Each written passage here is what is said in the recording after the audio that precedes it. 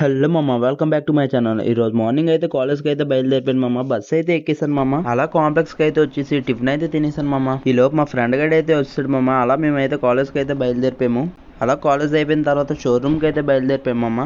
Showroom కి అయితే వచ్చి సర్వీసింగ్ కి అయితే ఇచ్చాం మామ. బండి అయితే మాకైతే ఏసీ రూమ్ అయితే ఇచ్చారు కూర్చోమనేసి. మేమైతే కూర్చొని చాలాసేపు అయితే అలాగా ఫోన్ అయితే వాడాం మామ. మాకైతే టైం పాస్ అయితే అవ్వట్లేదు అనేసి మా ఫ్రెండ్ గడికి అయితే ఫోన్ చేసి చాలాసేపు అయితే ఆడుకున్నాం మామ.